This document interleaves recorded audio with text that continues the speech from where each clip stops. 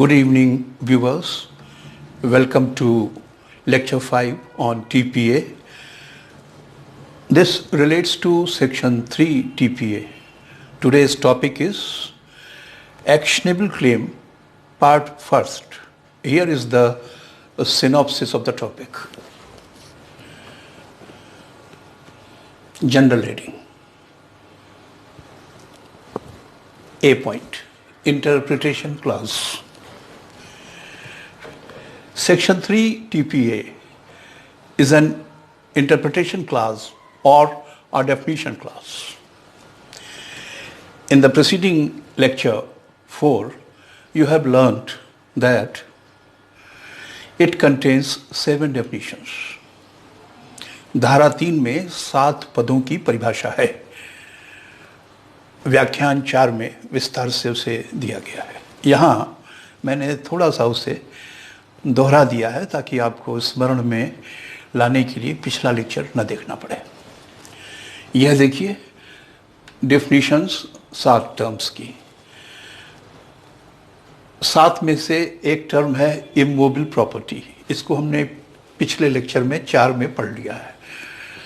एक टर्म है attach to the अर्थ. इसको भी हमने पिछले लेक्चर 4 में पढ़ लिया है. दोनों लेक्चर 4 में पढ़े जा चुके हैं. इमूवेबल प्रॉपर्टी तथा अटैच टू द अर्थ, भूबद्ध तथा अचल संपत्ति. हाँ, एक बात आप ध्यान रखिएगा, अचल संपत्ति की परिभाषा टीपीए के सेक्शन 3 में दी हुई है. परिभाषा असंतोषजनक है, अधूरी है, नकारात्मक है.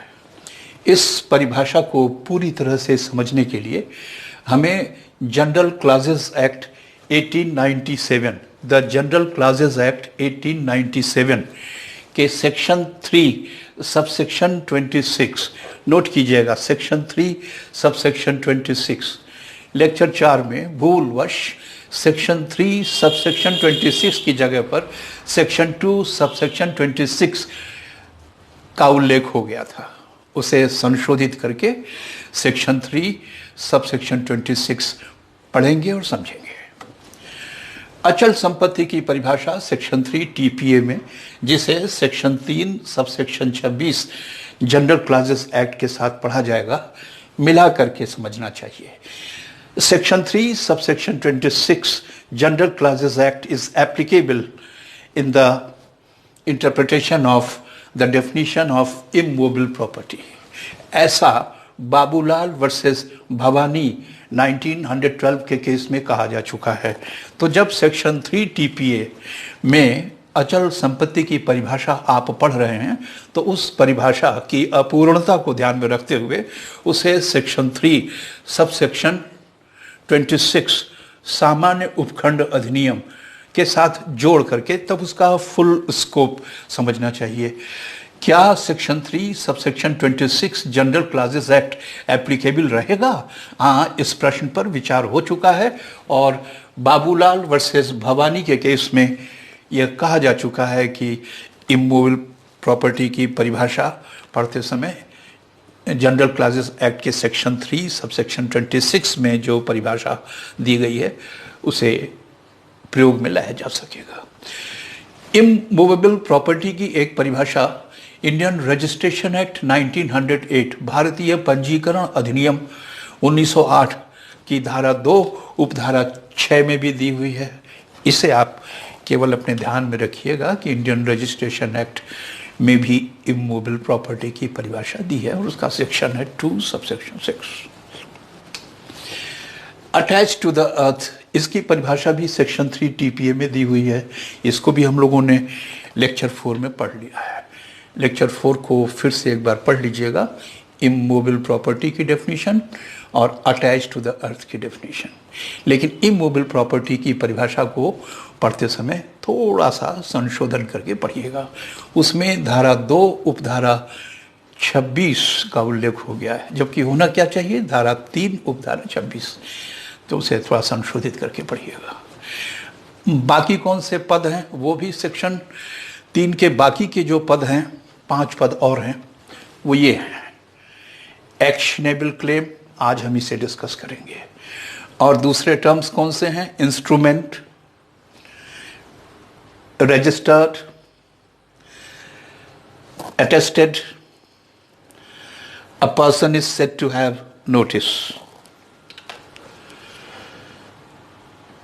लेक्चर 4 में ये सभी 7 टर्म्स और एक्सप्रेशंस लिखे गए हैं, उनको मैंने यहाँ पर दोहरा दिया है। पर हमारा आज का मुख्य टॉपिक है अनुयोज्य दावा या एक्शनेबल क्लेम।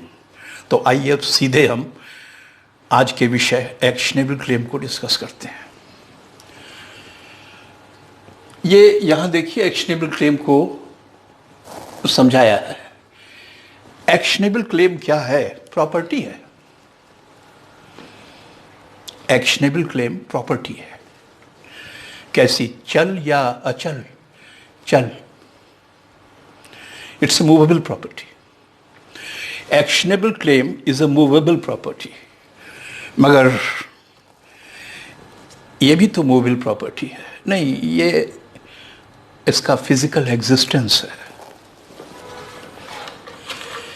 ये भी मूवेबल प्रॉपर्टी है मगर इसका फिजिकल एग्जिस्टेंस है।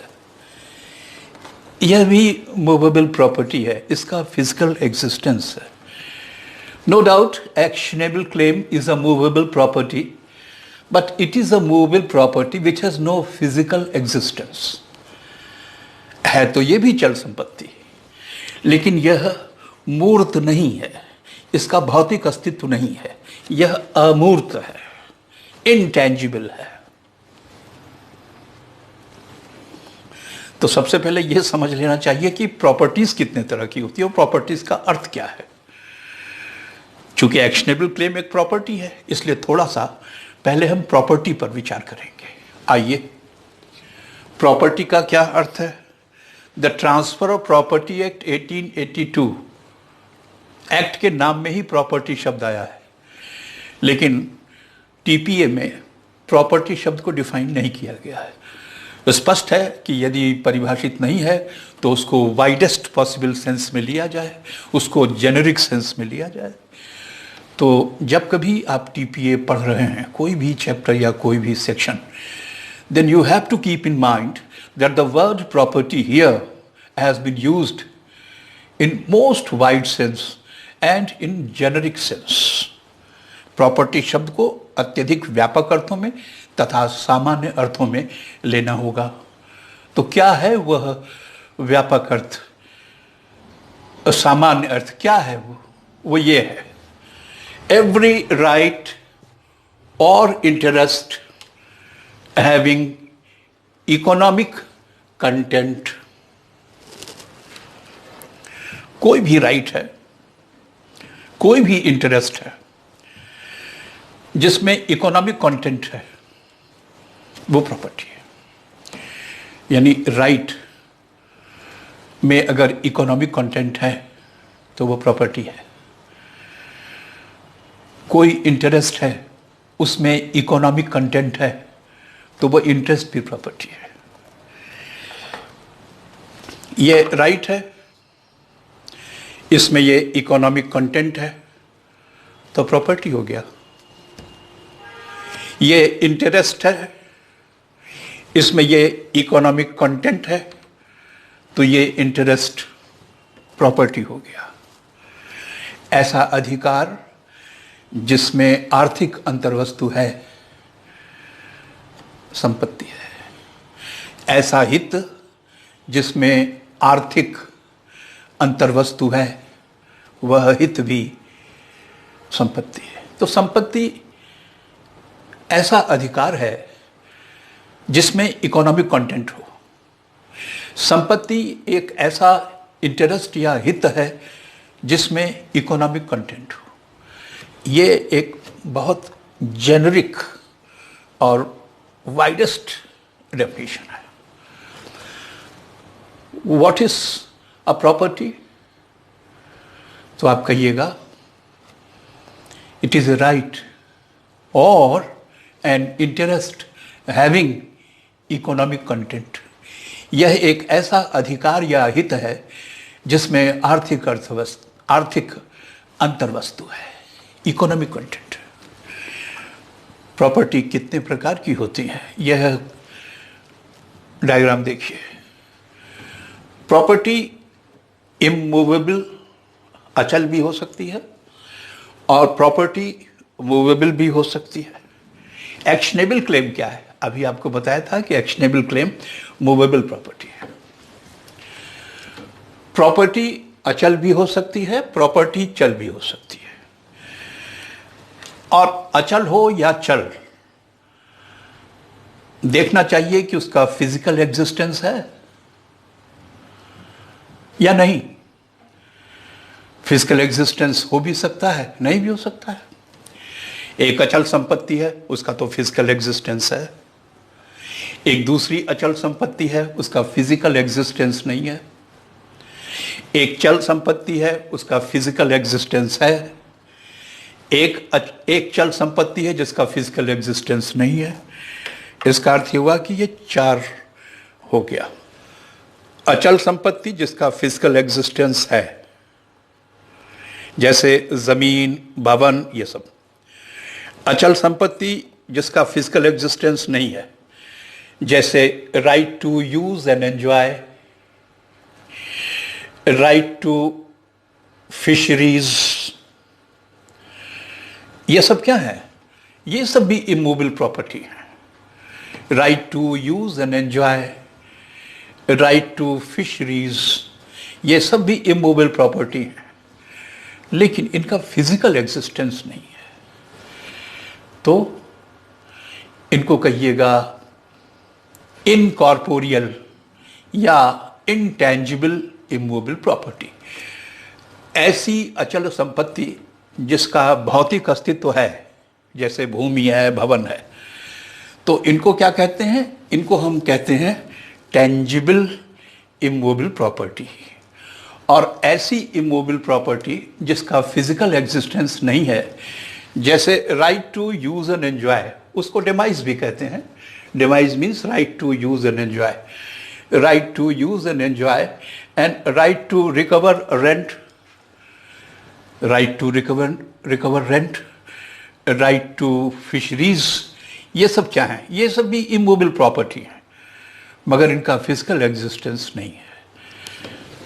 तो इमूवेबल प्रॉपर्टी दो प्रकार की हुई, टेंजिबल, इंटेंजिबल। टेंजिबल वह जिसका फिजिकल एग्जिस्टेंस है, ये उदाहरण है इसके। इंटेंजिबल वह है जिसका फिजिकल एग्जिस्टेंस नहीं है, क्योंकि ये राइट है, राइट का कोई फिजिकल एग्जिस्टेंस नहीं होता। ये right to use and enjoy है, जिसको डेमाइज भी कहते हैं। ये राइट टू रिकवर रेंट है, right to fisheries, right to mining, ये सब हो सकते हैं। ये इनटेंजिबल इमूवेबल प्रॉपर्टी है। टेंजिबल को कॉर्पोरियल भी कहते हैं और इसका फिजिकल एग्जिस्टेंस होता है। हिंदी में मूर्त, जिसका भौतिक अस्तित्व है। और ये अचल संपत्ति इंटेंजिबल है। इंटेंजिबल को इनकॉर्पोरियल भी कहते हैं, इसका कोई फिजिकल एग्जिस्टेंस नहीं होता, अमूर्त हित है, अमूर्त अधिकार है, नो फिजिकल एग्जिस्टेंस। तो ध्यान दीजिए, प्रॉपर्टी क्या है? कहिएगा टीपीए में डिफाइंड नहीं है। मोस्ट वाइड सेंस में और जेनेरिक सेंस में, सामान्य अर्थ में लेना चाहिए। और वाइडेस्ट और जेनेरिक सेंस में प्रॉपर्टी वह राइट या इंटरेस्ट है जिसमें इकोनॉमिक कंटेंट है। प्रॉपर्टी कितने प्रकार की हो सकती है सभी जानते हैं, अचल और चल। अचल में दो रूप होंगे, टेंजिबल, इंटेंजिबल। जिसका फिजिकल एग्जिस्टेंस है वो टेंजिबल, मूर्त, और जिसका फिजिकल एग्जिस्टेंस नहीं है वो राइट है, फिजिकल एग्जिस्टेंस नहीं है, तो वो इंटेंजिबल इमूवेबल प्रॉपर्टी कहलाती है। अब इधर आइए, मूवेबल प्रॉपर्टी, चल संपत्ति। चल संपत्ति वह है जो अचल संपत्ति से अन्यथा है। कोई आपसे पूछे what is meant by a movable property, तो आप कहिएगा अ movable property is that which is not an immovable property. चल संपत्ति वह संपत्ति है जो अचल संपत्ति से भिन्न है। तो चल संपत्ति भी दो प्रकार की होती है, यस। जैसे अचल संपत्ति के दो प्रकार हैं, टेंजिबल और इनटेंजिबल, ऐसे ही चल संपत्ति के भी दो प्रकार हैं, टेंजिबल और इनटेंजिबल। आपसे मैंने अभी कहा था, ये पेन देखिए, इसका भौतिक अस्तित्व है। आपके हाथ में कॉपी है, बेयर एक्ट है, घड़ी है, ये सब चल संपत्तियां हैं, मगर टेंजिबल हैं, इनका फिजिकल एग्जिस्टेंस है। लेकिन कुछ चल संपत्तियां ऐसी भी होती हैं जिनका भौतिक अस्तित्व नहीं है, फिजिकल एग्जिस्टेंस नहीं है, वे अमूर्त हैं।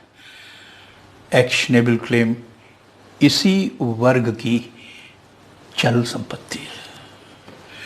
यदि मैं आपसे पूछूं कि एक्शनेबल क्लेम क्या है, तो कहिएगा चल संपत्ति, मगर अमूर्त, जिसका कोई भौतिक अस्तित्व नहीं है।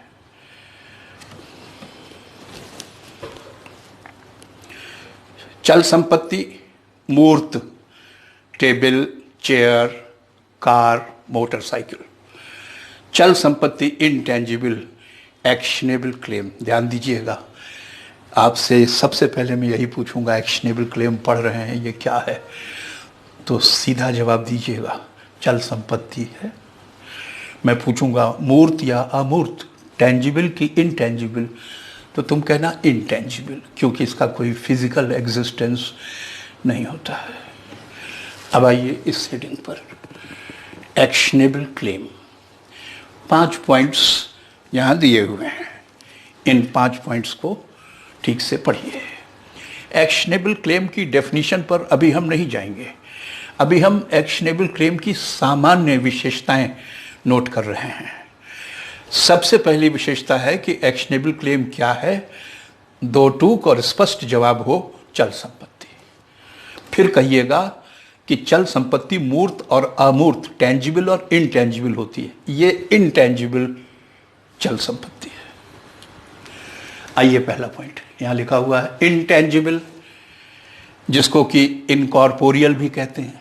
इनटेंजिबल और इनकॉर्पोरियल में कोई अंतर नहीं है। एक्शनेबल क्लेम एक इनटेंजिबल या इनकॉर्पोरियल मूवेबल प्रॉपर्टी है जिसका फिजिकल एग्जिस्टेंस नहीं होता। इनटेंजिबल या इनकॉर्पोरियल अर्थात अमूर्त, अर्थात जिसका कोई भौतिक अस्तित्व नहीं है।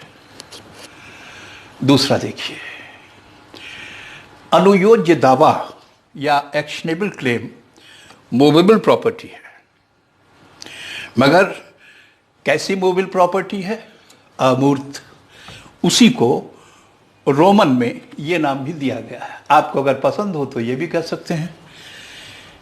Actionable claim movable choses in action है। Actionable claim is a movable choses in action, वही अर्थ है अमूर्त चल संपत्ति। उसके लिए एक ये विशेष टर्म है, कहीं यूज किया गया हो तो चकित न होइएगा, don't be surprised. Actionable claim is a movable property, it is intangible movable property having no physical existence, yes. It is movable choices in action, yes. It is movable choices in action. इसे और स्पष्ट कीजिए, यह वाद या कार्यवाही संस्थित करने का अधिकार है।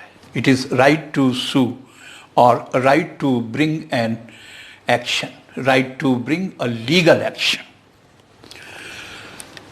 Actionable claim is movable choices in action. That is to say, it is right to sue. It is a right to bring a legal action. विधिक कार्यवाही संस्थित करने का अधिकार है, वाद संस्थित करने का अधिकार है। तीसरे पॉइंट पर आइए, ये संपत्ति है, कहा ना आपसे कि ये संपत्ति है मगर चल, और चल में भी अमूर्त, लेकिन है संपत्ति, तो क्या इसे ट्रांसफर किया जा सकता है? यस, जब आप कह रहे हैं कि एक्शनेबल क्लेम एक प्रॉपर्टी है, मूवेबल प्रॉपर्टी है, ये अलग बात है कि इंटेंजिबल है, उसका फिजिकल एग्जिस्टेंस नहीं है, लेकिन है ना property, so if it is a property it is transferable, if it is a property it is heritable. तो ये कहिएगा कि actionable claim being a proprietary interest, it is transferable and heritable like any other property interest. चूंकि अनुयोज्य दावा एक संपत्तिक हित है, एक संपत्ति है, अतः सभी संपत्तियों की भांति यह संपत्ति भी अंतरण का विषय है, उत्तराधिकार का विषय है। आइए अब अगला पॉइंट डी देखते हैं। आपने अभी पढ़ा कि एक्शनेबल क्लेम एक प्रॉपर्टी है, मूवेबल, इंटेंजिबल, और प्रॉपर्टी होने के कारण सभी संपत्तियों की तरह से ये भी ट्रांसफरेबल है, ये भी हेरिटेबल है। तो प्रश्न यह उठेगा कि एक्शनेबल क्लेम का ट्रांसफर किस लॉ से गवर्न होता है? आप कहिएगा एक्शनेबल क्लेम का ट्रांसफर चैप्टर 8 टीपीए से गवर्न होता है। आप जानते हैं कि टीपीए में कुल 8 चैप्टर्स हैं और जो 8वां चैप्टर है सेक्शन 130 से 137 तक, that relates to transfer of actionable claims. तो एक्शनेबल क्लेम का ट्रांसफर चैप्टर 8 से गवर्न होगा। अगला point, last point, actionable claim heritable भी है, उत्तराधिकार योग्य भी है। तो इसका उत्तराधिकार कैसे होगा? पर्सनल लॉ, मृतक के पर्सनल लॉ के अनुसार होगा। और कुछ विशेष मामलों में पर्सनल लॉ के स्थान पर विशेष विधि भी लागू हो सकती है। विशेष विधि से यहां तात्पर्य इंडियन सक्सेशन एक्ट 1925 से। That's all for today.